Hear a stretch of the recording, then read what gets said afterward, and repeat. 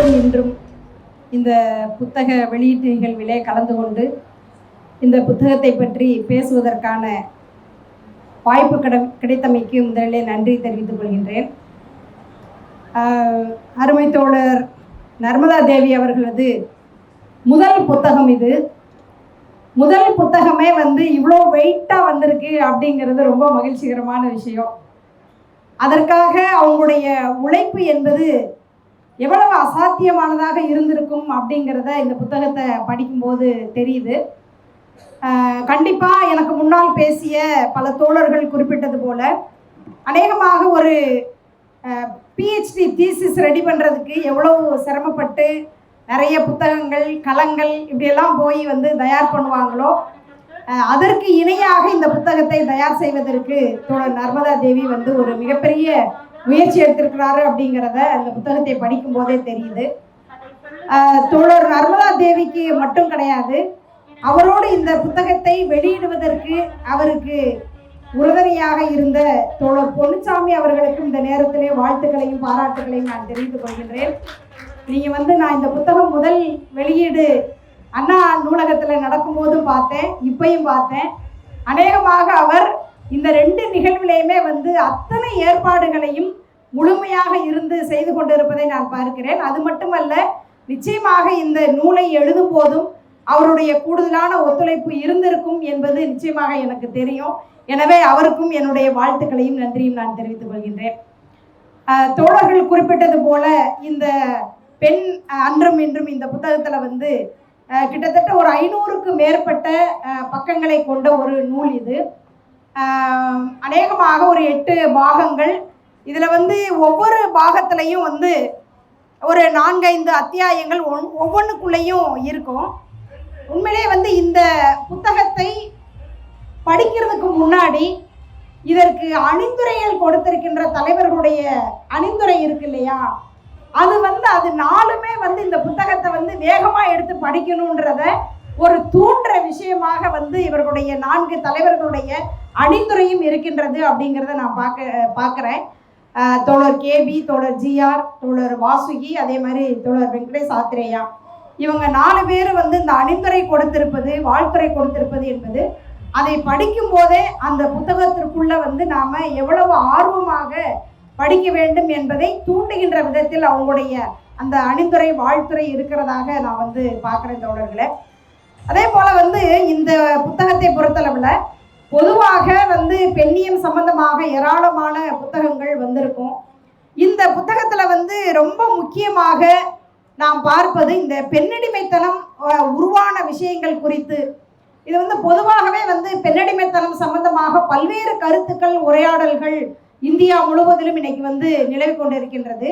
நிறைய ஐரோப்பிய நாடுகள் எல்லாம் கூட கடந்த காலத்தில் இந்த பெண்ணடிமைத்தனத்திற்கு ஒரு நேர் எதிராக ஆண்களை முன்னிறுத்துகின்ற பல போராட்டங்கள் நடந்திருக்குது. பெண்ணை ஒரு போகப் பொருளாக பார்ப்பது ஆண்கள், எனவே ஆண்களுக்கு எதிரான போராட்டங்கள் என்று ஐரோப்பிய நாடுகளில் நிறைய நடந்திருக்குது. இன்னும் சொல்லப்போனால் ஒரு இடத்துல உள்ளாடைகளை எரித்து ஆண்களுக்கு எதிரான போராட்டத்தை நடத்தி இருக்கின்றார்கள். ஆனால் உண்மையிலேயே இந்த பெண்ணடிமைத்தனத்திற்கு இதனுடைய ஆணி வேர் என்ன என்பதை மிக தெளிவாக ஒரு மார்க்சிய பார்வையில் இந்த நூல் தயாரிக்கப்பட்டிருக்கு அப்படிங்கிறத நான் பார்க்குறேன். இந்த பெண்ணடிமைத்தனத்தினுடைய தோற்றம், அதனுடைய வளர்ச்சி, அது அடுத்து பெண் விடுதலைக்கு எது முக்கியமான காரணம் என்ற ஒரு மிக தெளிவான ஒரு புத்தகமாக இந்த புத்தகத்தை நான் பார்க்குறேன். பொதுவாகவே ஒரு அடிமை சமூகமாக இருந்தாலும் சரி, அதே போல நில உடைமை சமூகமாக இருந்தாலும் சரி, முதலாளித்துவ சமூகமாக இருந்தாலும் சரி, இந்த 3 சமூகத்திலும் பெண்ணடிமைத்தனம் எப்படி அந்தந்த சமூகத்தினுடைய லாபத்திற்காக பயன்படுத்தப்பட்டிருக்கின்றது என்பது குறித்து ரொம்ப தெளிவாக, ரொம்ப அழுத்தமாக இந்த புத்தகம் நமக்கு காட்டுது. ஏன்னா ஒரு வர்க்க பார்வையோடு இந்த பெண்ணடிமைத்தனம் எப்படி உருவானது என்பதை ஒரு வர்க்க பார்வையோடு இதில் குறிப்பிட்டிருக்கிறதுனால பின்னாடி அதற்கான தீர்வையும் இந்த தனியுடைமை சமூகம் என்றைக்கு உடைக்கப்படுமோ அன்றைக்கு தான் பெண் உரிமை சாத்தியம் என்பதை மிக அழுத்தம் திருத்தமாக இந்த புத்தகம் நமக்கு காட்டுது.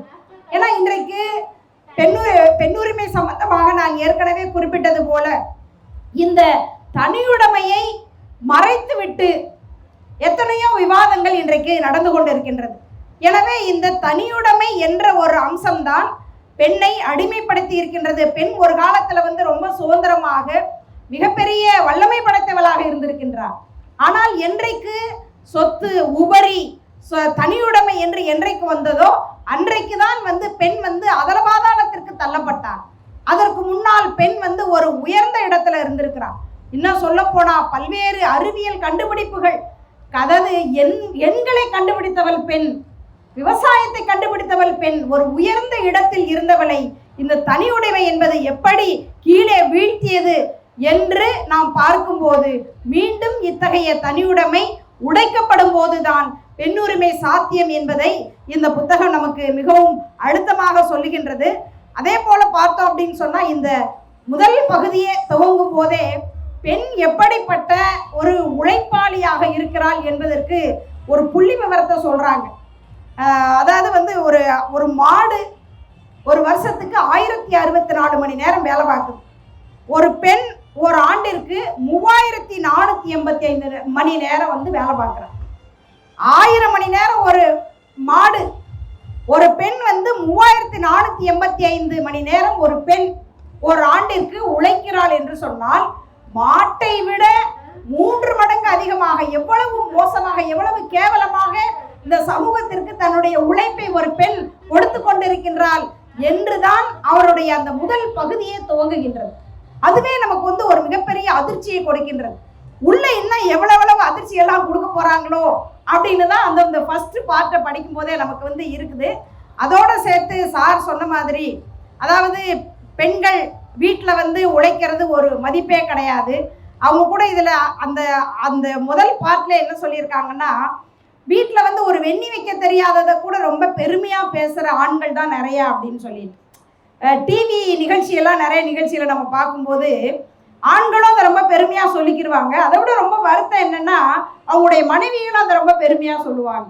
எங்கள் வீட்டுக்காரருக்கு ஒரு டீ கூட போட தெரியாதுங்க, நான் ஷூ தொடச்சி வைக்கிறது கூட நான் தாங்க தொடச்சி வைப்பேன், குளிக்க போகும்போது ஒரு துண்டு டவல் கூட நான் பாத்ரூமில் நான் தான் எடுத்து போடுவேன்.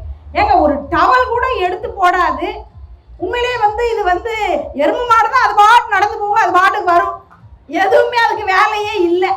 டவல் கூட எடுத்து ஒரு பெண் தான் போடணும் அப்படின்னா அப்போ அந்த மனுஷன், அதாவது ஆண்களை பற்றிய ஒரு பிம்பம், எப்படிப்பட்ட ஒரு பிம்பம் இந்த சமூகத்தில் இருக்கின்றதை பாருங்கள்.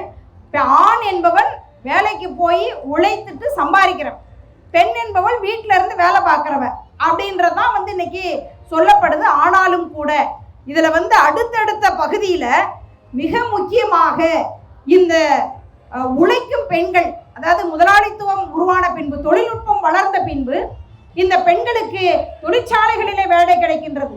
அது வரைக்கும் வீட்டில் மட்டும்தான் வேலை பார்த்துக்கிட்டு இருந்தான். இப்போ தொழிற்சாலையில் வேலை கிடைக்கிற போது தொழிற்சாலையிலையும் போய் வேலை பார்க்க வேண்டும், வீட்டிலேயும் வந்து வேலை பார்க்க வேண்டும் என்ற இரட்டை சுமையை அவள் தாங்குகிறவளாக இருக்கிறாள். இன்னும் கூட சொல்ல போனா இந்த முதலாளித்துவம் தான் பெண்களை வீட்டை விட்டு வெளியே கொண்டு வந்தது. இந்த முதலாளித்துவம் தான் பெண்களுக்கு வேலை வாய்ப்பை கொடுத்தது. அது வரைக்கும் வீட்டுக்குள்ளதான் அடைஞ்சு கிடந்தாங்க பெண்கள். எனவே முதலாளித்துவம் தான் பெண் விடுதலைக்கு காரணம் என்ற விவாதங்கள் கூட இன்றைக்கு இருக்குதுல்ல, அதை அடிச்சு நொறுக்கி இருக்காங்க நர்மதா. அதாவது முதலாளித்துவம் தன்னுடைய லாபத்திற்காக பெண்களுடைய உழைப்பை எவ்வளவு மோசமாக சுரண்டுகின்றது என்பதற்கு உலக நாடுகள், பல நாடுகளுடைய பல விவரங்களை இங்க குறிப்பிட்டிருக்கிறாங்க. அதாவது ஒரு இங்கிலாந்துல சுரங்கத்துல வேலை பார்க்குற பெண், இன்னும் பல்வேறு தொழிற்சாலைகளில் வேலை பார்க்குற பெண்கள் எவ்வளவு அவலமான நிலைமையை சந்திச்சிருக்கிறாங்க அப்படிங்கிறத ஒரு சில உதாரணங்களை கொடுத்துருக்குறாங்க. ஒரே ஒரு உதாரணத்தை சொல்கிறேன். ஒரு சுரங்கத்திற்குள் வேலை பார்த்து கொண்டிருந்த பெண் அங்கே சுரங்கத்துக்குள்ளேயே பிரசவம் ஆகின்றது. தன்னுடைய பாவாடையில் அந்த குழந்தையை தூக்கிட்டு வர்றாங்க. எவ்வளவு இதெல்லாம் நினைச்சே பார்க்க முடியாத ஒரு விஷயம். முதலாளித்துவம் எப்படி பெண்களுக்கு விடுதலையை தரும்? முதலாளித்துவம் பெண்களை வீட்டை விட்டு வெளியே கொண்டு வந்திருக்குது, வேலை வாய்ப்பை கொடுத்திருக்கின்றது என்று சொல்லுகிறவர்கள், விவாதிப்பவர்கள் இன்றைக்கும் தொழிற்சாலைகளிலே முதலாளித்துவம் பெண்களுடைய உழைப்பை எப்படி சுரண்டுகின்றது. அது பெண்ணடிமைத்தனத்தை அப்படியே போற்றி பாதுகாப்பதற்கு காரணம் தன்னுடைய சுரண்டலுக்கு பெண்ணடிமைத்தனத்தை அப்படியே போற்றி பாதுகாக்கின்றது என்பதை பல உதாரணங்களின் மூலமாக நம்மால் பார்க்க முடியும். இவங்க உலகத்தின் பல்வேறு நாடுகள்ல இது போன்ற தொழிற்சாலைகளில் வேலை பார்க்கின்ற பெண்கள் எத்தகைய மோசமான சுரண்டலுக்கு உள்ளாக்கப்படுறாங்க. அது நிலப்பிரபுத்துவமாக இருந்தாலும் சரி, முதலாளித்துவமாக இருந்தாலும் சரி, இந்த பெண்ணடிமைத்தனத்தை தன்னுடைய லாபத்திற்காக, தன்னுடைய சுரண்டலுக்காக எப்படி அதை பயன்படுத்துகின்றது என்பதை இந்த நூல் மிக சிறப்பாக நமக்கு விளக்குது. அதே போல இந்தியாவில் உலகத்துல பல்வேறு நாடுகளை பற்றி அவங்க சொல்லியிருக்கிறாங்க. இங்கிலாந்தா இருக்கட்டும், பிரிட்டனா இருக்கட்டும், இங்கிலாந்தா இருக்கட்டும், மற்ற பல்வேறு நாடுகளா இருக்கட்டும், அதோடு சேர்த்து இந்தியாவையும் அவங்க கொண்டு வரும்போது, இந்தியா ஒரு காலனி ஆதிக்க நாடாக இருக்கும்போது இங்கு பெண்கள் எத்தகைய சுரண்டலை சந்திக்கிறார்கள் என்பது குறித்து அவங்க ரொம்ப விளக்கமாக குறிப்பிட்டிருக்கிறாங்க. இன்னும் சொல்ல போனா பிரிட்டிஷ் ஏகாதிபத்தியம் இந்தியாவை தன்னுடைய கட்டுப்பாட்டில் வைத்திருந்த போது இந்தியாவிலே இருக்கின்ற தொழிலாளிகள் அவர்கள் தங்களுடைய உழைப்பை எந்த அளவிற்கு இந்த பிரிட்டிஷ் அரசாங்கத்தினுடைய அல்லது அந்த தொழிற்சாலைகளினுடைய முதலாளிகளுக்கு தன்னுடைய உழைப்பை எந்த அளவிற்கு கொடுத்தார்கள் என்பதை பல்வேறு விவரங்களோடு குறிப்பிடுறாங்க. இன்னும் சொல்ல போனா இதன் மூலமாக இந்தியாவிலே ஏற்பட்ட மிக மோசமான பஞ்சத்தையும் கூட அவர்கள் விளக்குகின்றார்கள். ஒரு காலகட்டத்தில் பார்த்தீங்கன்னா 1800 இருந்து 825 வரைக்கும் 10 லட்சம் பேர் பஞ்சத்தால் உயிரிழந்திருக்கின்றார்கள். அதே போல 25 இருந்து 75 வரைக்கும் 50 லட்சம் பேர் பஞ்சத்தால் உயிரிழந்திருக்கின்றார்கள். 75 இருந்து 900 வரைக்கும் 1,50,00,000 பேர் பஞ்சத்தால் உயிரிழந்திருக்கின்றார்கள்.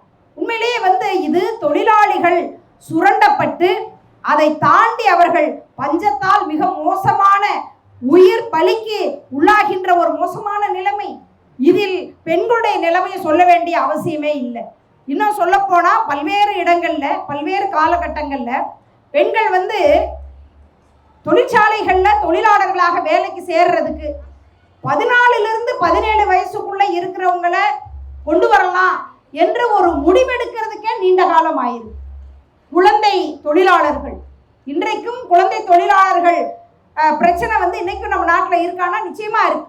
அன்றைக்கு அது ரொம்ப மோசமாக இருந்திருக்கின்றது. அதே போல பார்த்தீங்க அப்படின்னு சொன்னா அதை தாண்டி இந்தியாவில் ஏற்பட்டிருக்கின்ற பல்வேறு தொழிலாளிகளுடைய சுரண்டல், இன்னும் குறிப்பாக பெண்கள் தங்களுடைய உழைப்பை எந்த அளவிற்கு கொடுத்திருக்கின்றார்கள் என்ற அம்சங்கள் எல்லாம் இதுக்குள்ள குறிப்பிடப்பட்டிருக்குது. இதுல பார்த்தீங்க அப்படின்னு சொன்னா ஒவ்வொரு அத்தியாயத்திலையும் இந்தியாவை பற்றி குறிப்பிடுகின்ற கடைசி பகுதியில் நீங்க வரும்போது பார்த்தீங்க அப்படின்னு சொன்னா இன்றைக்கு வரை இருக்கின்ற பல்வேறு விதமான உழைப்பு சுரண்டலை அந்த பகுதி மிக தெளிவாக நமக்கு கொடுக்கின்றது. அதாவது இந்தியாவில் ஒரு பெண்ணை ஒரு பெண்ணாக எப்படி அவள் சுரண்டப்படுகின்றாள், ஒரு தொழிலாளியாக எப்படி சுரண்டப்படுகின்றாள், ஒவ்வொரு குடிமகளாக அவள் எப்படி சுரண்டப்படுகின்றாள் என்பதை ஒரு சரியான மார்க்சிய பார்வையோடு தோழர் நர்மதா அவர்கள் எழுதியிருக்கின்றார்கள். நீங்க இன்னைக்கு பேசின பல தோழர்கள் குறிப்பிட்டாங்க, ஒரு பெண்ணாக எப்படி ஒரு பெண்ணாக எப்படி பாதிக்கப்படுகிறார் என்று சொன்னால் அதற்கு ஏராளமான உதாரணங்களை நம்மால் சொல்ல முடியும். அது குழந்தை திருமணத்திலிருந்து, பாலியல் வன்கொடுமையிலிருந்து, விதவை மறுமணம் செய்து கொள்ள முடியாத நிலைமையிலிருந்து, இதற்கெல்லாம் ஒரு மிகப்பெரிய போராட்டம் இந்திய தேசத்திலே நடந்திருக்கின்றது. இன்னும் சொல்ல போனா அதாவது இந்த போராட்டங்கள் எல்லாம் கூட இந்த புத்தகத்திலே குறிப்பிடப்பட்டிருக்குது. பெண் உரிமைகளுக்கான போராட்டங்கள், பெண் தொழிலாளிகளுடைய உரிமைகளுக்கான போராட்டங்கள், பெண்கள் அமைப்புகள் உருவாகி ஏராளமான போராட்டங்களை முன்னெடுத்த வரலாறு, இதெல்லாம் உண்மையிலேயே ஒரு மிகப்பெரிய உத்வேகத்தை கொடுக்கின்றது. முன்பகுதியில இப்படியெல்லாம் பெண்கள் ஒடுக்கப்பட்டிருக்கின்றார்கள் என்பதை நாம் பார்க்கும்போது பின்பகுதியில எத்தகைய போராட்டங்களை இந்தியாவிலே பெண்கள் முன்னெடுத்திருக்கின்றார்கள். இன்னும் சொல்ல போனால் சுதந்திர போராட்டத்தில் பெண்களுடைய பங்களிப்பு, அதை தாண்டி சுதந்திரம் பெற்ற பின்பு இந்திய தேசம் சுதந்திரம் அடைந்து விட்டது, அதற்கு பின்னால் பெண்களுக்கு சுதந்திரம் எங்கே என்று கேட்டு துவங்கப்பட்ட பல்வேறு பெண்கள் அமைப்புகள், குறிப்பாக ஜனநாயக மாதர் சங்கம் போன்ற அமைப்புகளுடைய போராட்டத்தை இந்த புத்தகம் நமக்கு கொடுக்கின்றது. பல குறிப்பிட்ட போராட்டங்கள், அதாவது வந்து தெலுங்கானா போராட்டம், வார்லி போராட்டம், தமிழகத்திலே வந்து தஞ்சை கீழத்தஞ்சையிலே நடந்த போராட்டம், இந்த போராட்ட வரலாறெல்லாம் வந்து நிச்சயமாக இந்த புத்தகத்தை படிக்கின்ற பலருக்கு ஒரு மிகப்பெரிய உத்வேகத்தை கொடுக்கும். இடதுசாரி இயக்கத்தினுடைய தலைவர்கள் இப்ப தெலுங்கானா போராட்டத்தில எல்லாம் வந்து துப்பாக்கி ஏந்தி பெண்கள் நடத்திய போராட்டம், மிகப்பெரிய போராட்டம் அது. அந்த போராட்டத்தினுடைய ஒரு 2 பக்கத்தை நீங்கள் படித்தீர்கள் என்று சொன்னால் நமக்கு வந்து கண் கலங்கும். ஏன்னா அங்க போய் நிலத்தை மீட்பதற்காக, ஏழை எளிய மக்களுக்காக நிலத்தை மீட்டு கொடுப்பதற்காக பெண் தலைவர்கள் நடத்திய போராட்டங்கள் இருக்குல்ல, போராட்டத்திற்கு வா என்று சொன்னவுடன், துப்பாக்கி ஏந்தி போராட்டத்தை நடத்த வேண்டும் என்று சொன்னவுடன் உழைக்கும் பெண்கள், சாதாரண ஏழை எளிய பெண்கள் அவர்கள் திரண்டு அந்த போராட்டத்திற்கு போனது. அவர்கள் செல்லும் போது ஒரு பெண் நீண்ட நாட்களாக குழந்தை இல்லை, அந்த குழந்தை பிறந்திருக்கின்றது. ஆனால் இந்த போராட்டத்திற்கு செல்ல வேண்டும் என்று தெரிந்தவுடன் நீண்ட நாட்களுக்கு பின்பு பிறந்த குழந்தையை தன்னுடைய உறவினர் வீட்டில் விட்டுவிட்டு அவர் அந்த போராட்டத்திற்கு செல்லுகின்றார். இன்னொரு பெண் அந்த போராட்டத்திலே கலந்து கொள்ளும் போது, அநேகமாக பேராசிரியர் சந்திரா ஒரு சின்ன புத்தகம் போட்டிருக்கிறாங்க, தெலுங்கானா போராட்டத்தில் கலந்து கொண்ட வீர மங்கைகள் குறித்து. ஒரு பெண் வந்து தன்னுடைய குழந்தையோடு அந்த போராட்ட களத்திற்கு போகிறாள். துப்பாக்கி பயிற்சி கொடுக்கப்படுகின்றது, காட்டுக்குள்ளே அந்த பயிற்சி கொடுக்கப்படுகின்றது. அந்த குழந்தை அழுகின்றது. பயிற்சி கொடுக்கிறவர்கள் சொல்லுகின்றார்கள், இந்த குழந்தை இந்த போராட்டத்தில் இருந்தால் நம்மை காட்டு கொடுத்து விடும், எனவே எங்காவது கொண்டு போய் விட்டு வர வேண்டும் என்று சொல்லப்படும் போது, இயக்கம் சொல்லும் போது, அந்த பெண் தன்னுடைய குழந்தையை தூரத்துல நடந்து போய் ஒரு ஆதிவாசி குடும்பத்துல ஒப்படைச்சிட்டு திரும்ப வந்து அவர்கள் துப்பாக்கி பயிற்சி எடுத்திருக்கின்றார்கள். அந்த பெண் கடைசியா பாத்தீங்கன்னா அந்த பெண்ணை பின்னால் போராட்டமெல்லாம் முடிந்த பின்பு ஒரு பேட்டி எடுத்த போது அவங்க சொல்றாங்க, என் குழந்தைய ஒரு இடத்துல போய் விட்டுட்டு வந்தேன், அந்த குழந்தை இப்ப எங்க இருக்குன்னே எனக்கு தெரியாது அப்படின்னு சொல்றாங்க. எவ்வளவு ஒரு போராட்டம் என்று சொன்னால், ஒரு சுதந்திர போராட்டமாக இருந்தாலும் சரி, அதை தாண்டி நிலமீட்பு போராட்டமாக இருந்தாலும் சரி, இத்தகைய போராட்டம் என்று சொன்னால் பெண்கள் எத்தகைய வீரம் செறிந்த தியாகத்தை செய்திருக்கின்றார்கள் என்பதை நாம் இத்தகைய பல்வேறு போராட்டத்தின் மூலமாக நம்மால் தெரிந்து கொள்ள முடியும். இறுதி பகுதியில் வந்து இன்றைக்கு இருக்கின்ற நிலைமை என்ன, இதை இதுவரை நாம் போராடி பெற்ற அடிப்படையான பல்வேறு உரிமைகள் இன்றைக்கு பறிபோகின்ற நிலைமையில் இருக்கின்றது என்ற கவலையை நர்மதா தேவி இந்த புத்தகத்திலே பதிவு செய்திருக்கின்றார். இன்னைக்கு வந்து தொழிலாளர்கள், இவ்வளவு கொடுமையாக இருந்த தொழிலாளர்களை மீட்பதற்கு எத்தனை போராட்டங்கள் உலகத்திலே நடந்திருக்கும், இந்திய தேசத்திலே நடந்திருக்கும். இன்னும் சொல்ல போனால் 8 மணி நேர வேலை, 8 மணி நேர ஓய்வு, 8 மணி நேர உறக்கம், இதற்கு எத்தகைய போராட்டங்கள், நீண்ட போராட்டங்கள் நடந்திருக்கின்றது. ஆனால் அத்தகைய உரிமைகள் இன்றைக்கு இருக்கின்ற ஒன்றிய அரசால் எத்தகைய முறையிலே பறிக்கப்பட்டு கொண்டிருக்கின்றது என்ற கவலையையும் நர்மதா தேவி இந்த புத்தகத்திலே பதிவு செய்திருக்கின்றார். எனவே அதை மீட்பதற்கான போராட்டம் தான் எதிர்காலத்திலே நாம் செய்ய வேண்டிய ஒரு முக்கியமான அம்சம். அது மட்டுமல்ல, இன்றைக்கு அரசாங்கம் பின்பற்றுகின்ற மோசமான பொருளாதார கொள்கை, அதாவது ஸ்கீம் ஒர்க்கர்ஸ் என்ற பெயரிலே பெண்களுடைய உழைப்பு சுரண்டப்படுகின்றது. அங்கன்வாடி ஊழியர்கள், அதே போல இன்னைக்கு இப்ப நீங்க சமீபத்தில் கூட சென்னையில் நடந்த செவிலியர்கள் போராட்டம், இந்த போராட்டத்தெல்லாம் நம்ம பார்க்க வேண்டியது இருக்குது. இவங்கெல்லாம் வந்து ஸ்கீம் ஒர்க்கர்ஸ், அவங்களுக்கு வந்து அவர்களுடைய உழைப்புக்கேற்ற ஊதியம் இன்றைக்கும் இல்லை. அதற்காக தான் அவங்க போராடிக்கிட்டு இருக்காங்க. இன்னும் சொல்ல போனா நீங்க பாத்தீங்கன்னா இந்த வேலையெல்லாம் யார் பார்க்குறா? அங்கன்வாடி ஊழியர்கள் வந்து வீட்டில் வந்து தன்னுடைய குழந்தைகளை பெண்கள் பார்க்குறோம்ல, அதே வேலையை தான் அங்கன்வாடியில் போய் அந்த பெண்கள் பார்க்குறாங்க. வீட்டில் வந்து மாமியாருக்கு, மாமனாருக்கு, வீட்டுக்காருக்கு உடம்புக்கு முடியலைன்னா நர்ஸுகளாக யார் பார்க்குறோம்? பெண்கள் தான் பார்க்குறோம். அதே வேலையை தான் அங்கேயும் போய் பெண்கள் வந்து நர்ஸுகளாக பார்த்துட்டு இருக்காங்க. அதே போல் சமையல் வேலையை நம்ம வீட்டில் பார்த்துக்கிட்டு இருக்கிறோம். இதே வேலையை தான் சத்துணவு ஊழியர்களாக பெண்கள் போய் அங்கே பார்த்துட்டு இருக்கிறாங்க. இந்த ஸ்கீம் ஒர்க்கர்ஸில் கிட்டத்தட்ட 95% பெண்கள் தான். அதையும் நர்மதா இதில் வந்து குறிப்பிட்டிருக்கிறாங்க. இப்போ இந்த மாதிரி பெண்களுடைய உரிமைகளை நாம் மீட்க வேண்டும். இதில் வந்து அரசு செய்ய வேண்டியது என்ன என்பது குறித்து மிக தெளிவாக இருக்கின்றது. நாம் இந்த சமூகம் செய்ய வேண்டியது என்ன என்பது குறித்தும் நாம் சிந்திக்க வேண்டும். நிச்சயமாக ஒரு மோசமான இந்த சமூக சூழல், இந்த தனியுடைமை சமூகம் உடைக்கப்படும் போதுதான் பெண்ணுரிமை சாத்தியப்படும் என்பது இந்த புத்தகத்தின் வாயிலாக நாம் இந்த பொதுமக்களுக்கு சொல்ல வேண்டிய செய்தி, தோழர் பாலகிருஷ்ணன் அவர்கள் குறிப்பிட்டது போலவே உலகின் பல்வேறு நாடுகளில் இந்த ஆணாதிக்கம், தனியுடைமை இது பெண்களை அடிமைப்படுத்துகின்றது. ஆனால் இந்தியாவில் அத்துடன் இணைந்து சாதிய ஆதிக்கமும் பெண்களை அடிமைப்படுத்துகின்றது என்பதை நாம் ஆழமாக பார்க்க வேண்டி இருக்கின்றது. ஒரு ஒரு ஒரு பிராமண சமூகத்துல பிறந்த பெண்ணா இருந்தா கூட, பிராமண சமூகத்துல நீ பிறந்திருக்க அவ்வளவுதான், நீயும் சூத்திரன் தான் என்றுதான் அந்த சாதிய கட்டமைப்பு சொல்லுகின்றது. எனவே ஒரு பெண்ணை ஒரு சாதிய ரீதியாக ஒடுக்குகின்ற ஒரு மோசமான நிலைமை என்பது இந்திய தேசத்தில் மட்டும்தான் இருக்கின்றது. இன்னும் சொல்ல போனால் சாதியின் பெருமையை பாதுகாக்க வேண்டும் என்று சொல்லி இந்த வர்ணாசிரம தர்மம் சொல்லிக்கொண்டே இருக்கின்றது, மனு தர்மம் நமக்கு சொல்லிக்கொண்டே இருக்கின்றது. சாதியின் பெருமையை பெண் பாதுகாக்க வேண்டும் என்று இந்த நம்ம மண்டையில ஏற்றி வைக்கப்பட்டிருக்கின்ற இந்த மனு அதர்மம் தான் சாதிய ஆணவ படுகொலைகளுக்கு மிக முக்கியமான காரணமாக இருந்து கொண்டிருக்கின்றது. இந்தியாவிலே எத்தனை சாதிய ஆணவ படுகொலைகள்! இன்னும் சொல்ல போனால் நாமெல்லாம் முன்னாடி வட மாநிலத்துல தான் நடந்துச்சுன்னு நினைச்சோம். அது ஃப்ரீக்வெண்டா தமிழ்நாட்டுல மாசம் 1 மாசம் 2 நடந்துகிட்டே இருக்கு. பொது உடைமை இயக்கமும் திராவிட இயக்கமும் பெரியார் பிறந்த மண் என்று சொல்லி நாமெல்லாம் பெருமை பேசிக் கொண்டிருக்கின்ற இந்த தமிழகத்தில் தான் இது போன்ற சாதிய ஆணவ படுகொலைகள் மாதம் 1 நடந்து கொண்டே இருக்கின்றது. அப்ப சாதியின் பெருமையை பாதுகாக்க வேண்டியவள் பெண் என்ற இந்த கட்டமைப்பு அப்படியே போற்றி பாதுகாக்கப்படுகின்றது. இது பெண்களை வேறு ஒரு வகையில் அடிமைப்படுத்தி கொண்டிருக்கின்றது.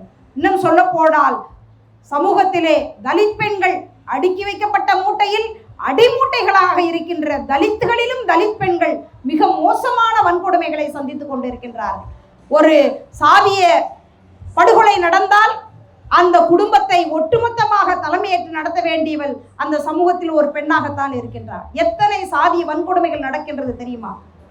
கடந்த வாரம் திருநெல்வேலி மாவட்டத்திலே ஒரு 4 சிறுவர்கள், 14-15 வயது சிறுவர்கள் ஒரு மைக் செட் போடுறவர்கிட்ட போய் எங்க சாதி தலைவருடைய பாட்டு போடுன்னு சொல்லியிருக்காங்க. அந்த வீடு ஒரு கல்யாண வீடு. அவர் சொல்லியிருக்கிறாரு, கல்யாண வீட்டில் உள்ளவங்க சொல்லட்டும் நான் போடுறேன்னு சொல்லிட்டு. அவர் ஒரு குறிப்பிட்ட சாதி சமூகத்தை சார்ந்த பசங்க, சின்ன பசங்க, 14, 15, 16, 17 அந்த பசங்க. அவர் சொல்லியிருக்காரு, வீட்டுக்காரங்க சொல்லட்டும் நான் போடுறேன்னு சொல்லியிருக்காரு.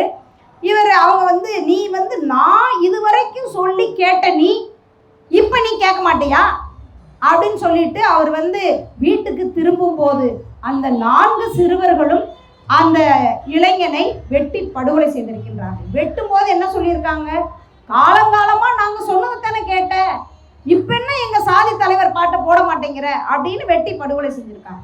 இந்த 4 சிறுவர்களும் இன்றைக்கு சிறையில் இருக்கின்றார்கள்.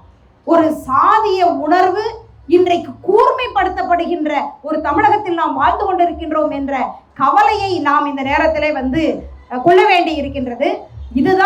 இது இன்னொரு வகையிலே சாதி என்பது பெண்கள் மீதான வன்கொடுமையை, சாதிய ஒடுக்குமுறை என்பது மேலும் மேலும் பெண்களை ஒடுக்குகின்ற ஒரு கருவியாக இந்தியாவில் இருக்கின்றது என்பதை கூடுதலாக நாம் பார்க்க வேண்டி இருக்கின்றது. எனவே இந்த சமூகத்திலே, இந்திய சமூகத்திலே இத்தகைய தனியுடைமை சமூகம் ஒழிய வேண்டும் என்று சொன்னால் சாதிய ஒடுக்குமுறைக்கு எதிரான போராட்டத்தையும் நாம் இணைத்து நடத்த வேண்டி இருக்கின்றது. அத்தகைய போராட்டத்தை நாம் மேற்கொள்வோம், ஒரு சமூக மாற்றத்தை அடைவோம், பெண்ணுரிமை பாதுகாப்போம் என்று கூறி வாய்ப்புக்கு நன்றி கூறி விடைபெறுகிறேன். நன்றி, வணக்கம்.